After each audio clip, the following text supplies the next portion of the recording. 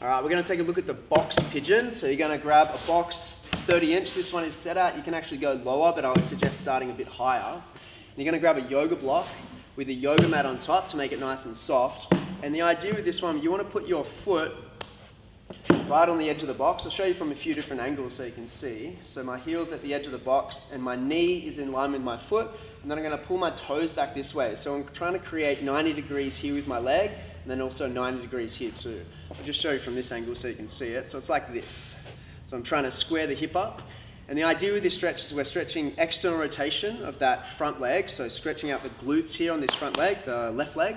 And then we're going to get a hip flexor stretch on the back leg as well. So I'll show you easiest to hardest variations. The easiest variation, you want to grab the yoga block. I'm going to put the foot down and I'm going to set the yoga block up here. It's going to elevate the knee and I'm able to find a position that's comfortable for me. Pull that foot back and I'm going to set up here.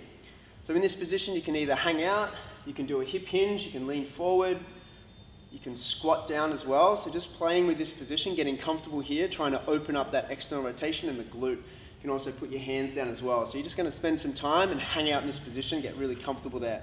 To progress it, you just start to lower the yoga block. So this position, you might want to change the position here, taking this foot back.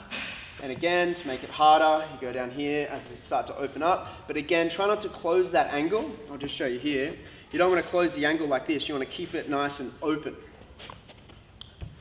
And then once that feels comfortable, you remove the block, spending time here. I like to walk this foot back just a little bit so I'm getting into that hip flexor. And then I can really drop weight into that front leg. I can lean forward, spending time opening up this position.